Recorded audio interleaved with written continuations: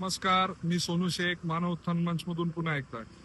आतापर्यंत मानव उत्थान मंचने भरपूर कॅम्पेन्स केलेत आणि भरपूर कॅम्पेन सक्सेसफुली कम्प्लीट केले, ते तेवढंच गरजेचं आहे. कारण मानव उत्थान मंचचा तो मोटोच आहे की जे कॅम्पेन सुरू करायचं ते कम्प्लीटच करायचं. आणि आम्ही कधीच मोठे मोठे आश्वासनं देत नाही की आम्ही मार्सवर जाऊ आणि आम्ही मूनवर जाऊ. जे आमच्याकडून शक्य असतं तेच करणं हेच मानव उत्थान मंचचं वैशिष्ट्य आहे. आता आम्ही पुन्हा एकदा एक नवीन कॅम्पेन घेऊन आलोय. आता मी एक यंगस्टर आहे म्हणून मी ते कॅम्पेन लीड करतोय. त्याचं नाव ठेवलंय नई पहचान. आता नई पहचान म्हणजे काय, तर आपण काहीतरी किरकोळ गोष्टींच्या मागे जातो. जसं की त्यातलं एक आहे ऍडिक्शन. आता लोकांना बऱ्याच प्रकारचं ऍडिक्शन असतं. काहींना सोशल मीडियाचं असतं, काहींना फोनचं असतं, पण जे सगळ्यात कॉमन ऍडिक्शन आहे ते आहे दारूचं व्यसन. म्हणजेच दारू, सिगरेट, गुटखा जे काय असेल सगळे अंमली पदार्थ ते त्याच्यातच येतात.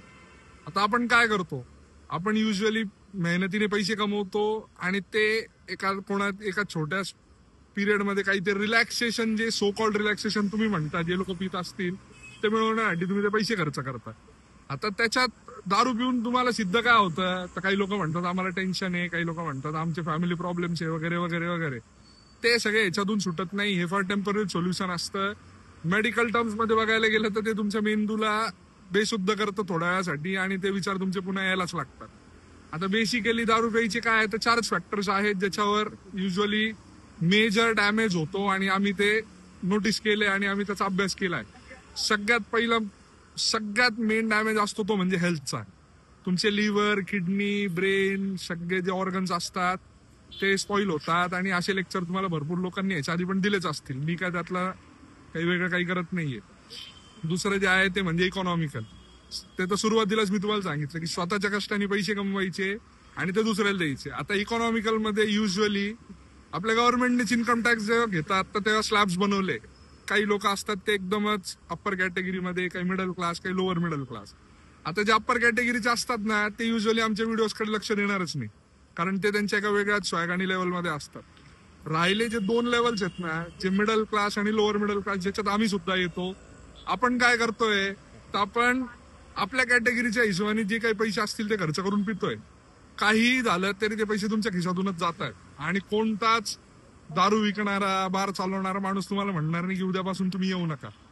तर त्याचा विचार तुम्ही करा की ते पैसे आपण रोज 200, 300, 400, 500, 1000 रुपये जे काही खर्च करत असू ते जर का महिनाभर ठेवले तर काय होईल, तर एक चांगली काहीतरी तुमच्या मुलांसाठी फ्युचरमध्ये काहीतरी तुम्ही बनवू शकता. हेल्थचं तर मी तुम्हाला सांगितलंच. म्हणजे आता आपणच प्यायची टेम्पररी सोल्युशनसाठी ऑर्गन स्पॉइल करायच्या नंतर डॉक्टरांचे बंगले बनवायला त्यांना आपण पैसे द्यायचे. तिसरा पॉईंट आहे तुमच्या डिग्निटीचा. आता काही असतात इंजिनियर्स असतात, कारण मी पण एक इंजिनियर आहे, तर काही इंजिनियर्स असतात, काही चांगले चांगले आर्किटेक्ट असतात, काही डॉक्टर्स पण असतात. काय करतात, प्यायची फक्त लपून प्यायची, दुनियेला दिसलं नाही पाहिजे, क्लोज रूम मध्ये प्यायची. सिम्पली तुम्ही काय करताय, तुम्ही जाता आणि पटकन जर का मी बघितलं की अरे माझा मित्र घेतोय, तुम्ही दुसऱ्यासाठी घ्या, तिसऱ्यांसाठी घ्या, असे बहाणे खूप देतो आपण. पण तसं काही नसतं, ते आपल्यासाठीच असते, सगळ्या दुनियाला माहिती. तर तिथे तुमची डिग्निटी काय आहे ती स्पॉइल झाली. आणि मानव उत्थान मंच फक्त तुम्हाला ज्ञान पाजळायला नाही, तर तुमच्यासोबत काम करून तुम्हाला त्याच्यातून बाहेर काढायला आलेलं आहे.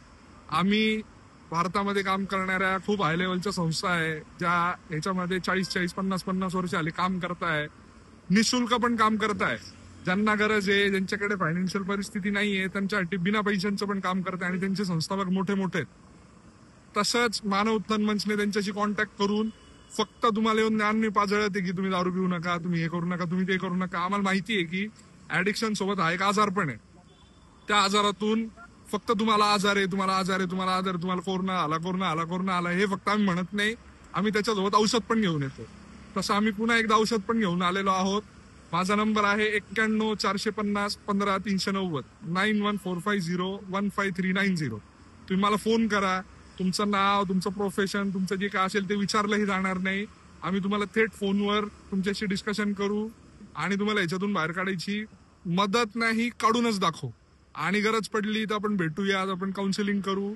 काउन्सिलिंग आम्ही नाही करत, आम्ही फार छोट्या लेवलचे किंवा ह्याच्यामध्ये काम करणार. मी तर फार छोट्या लेवलचा एक छोटासा सोशल वर्कर आहे, पण बाकीचे जे आहेत त्यांच्याकडे आपण जाऊयात आणि तुम्हाला ह्याच्यातून बाहेर काढूयात. काही गरज पडली तर फोन करा, 9145015390. आणि असं ज्यूस मिळतं, आपण ज्यूस जरूर पिऊयात. ह्याच्यानी जे काही मी प्रॉब्लेम सांगितले ते काहीच होत नाही, होतो तर फायदाच होतो. थँक्यू. चौथं सगळ्यात मोठं नुकसान म्हणजे तुमच्या फॅमिलीचा पण त्याच्यातून विचार करायलाच पाहिजे. मी जे करतो तर मी एका फॅमिलीला रिप्रेझेंट करतो. काही माझा इतिहास असतो फॅमिलीचा, काही फ्युचर असतं, त्याचा पण आपण तेवढाच विचार करायला पाहिजे. आपले लहान लहान मुलं असतात, त्यांना शाळेत जायचं असतं, बायको असते, तिला पूर्ण सोसायटीमध्ये फिरायचं असतं. त्यांच्यावर काय प्रभाव पडत असेल? तुम्ही दारू पिता, तुम्ही घरी येता आणि आपल्याला वाटतं की लोकांना लक्षात येत नाही, पण लोकांचं जरूर ते लक्ष असतं की कोण पितं कोण नाही पित आणि जास्ती दिवस लपून राहत नाही. मुलं शाळेत जातात, त्यांना जर का कोणी म्हटलं की तुमचे वडील दारू पितात तर त्यांना किती वाईट वाटत असेल, याचा पण विचार करावा. विचार फार छोटा आहे पण त्याचा प्रभाव खूप मोठा आहे, तर तो विचार करावा. तुम्ही जेव्हा पिऊन घरी येत असाल तर हळूहळू हळूहळू घरातलं वातावरण स्पॉईल व्हायला सुरू होतं, ताणतणाव वाढायला लागतो, मुलं तुमच्याशी फ्रीली वागू शकत नाही, बोलू शकत नाही. त्यांच्या मनात ती एक डेटरंट तयार होतो, एक भीती तयार होते की मी जर का वडिलांच्या जवळ गेलो तर काय होईल. आणि हे फक्त हा व्हिडिओ फक्त आणि फक्त माणसं यांच्यासाठी नाही येत, हा महिलांसाठी आणि मुलींसाठी पण तेवढाच इम्पॉर्टंट आहे. आज मुलांमध्ये आणि मुलींमध्ये खूप काही फरक राहिलेला नाहीये. मुली पण आज तुम्हाला दारू पिऊन नशे तिकडे तिकडे झुलताना दिसतात. संपूर्ण महाराष्ट्रातून संपूर्ण भारतातून व्हिडिओज येतात की तुम्ही मॉडर्नायझेशनच्या खाली दारू पिले म्हणजे तुम्ही मॉडर्न. तर तसं काही नसतं. तरुणीत पण जे आहेत त्यांनी पण थोडा विचार करावा की आपण काय करतोय. आणि हे सगळ्यात मोठा इफेक्ट आहे ना, जे घर सोडून दुसरीकडे राहायला शिकायला आलेले जे मुलं असतात ना, तर त्या आई वडिलांनी तुमच्यावर एक भरोसा दाखवलेला असतो की माझी मुलं बाहेर जातील आणि अभ्यासच करतील. आणि आपण का अभ्यास करतोय ना, विचार आपण जरूर करावा. आई वडिलांनी जे पैसे दिलेले असतात ना, ते का दिलेले असतात आणि आपण ते कशावर खर्च करतो, आपण तेवढाच विचार करायला पाहिजे. मी पण काही वर्ष लहानपणापासून बाहेर राहिलेलो आहे. असं काही नाही की मी पूर्ण वेळ घरी आणि घरच्यांच्याच परवरिशमध्ये होतो, पण असं काही नसतं. हा सगळा विचार आपण करून बसून केला ना तर खूप मोठा विचार नाहीये. तुमचा कंट्रोल आहे तो तुमच्याच हातात आहे. हे मेडिसिन्स, औषधं, गोळ्या आणि काय काय ऍडव्हर्टाइजमेंट आपण बघतो ते काही नसतं. तसे तुम्ही अख्खे 500 गोळ्या खाल्ल्या आणि तुमची तयारीच नसेल तर काही फरक होत नाही. तर तुम्ही तो विचार करावा आणि विचार करूनच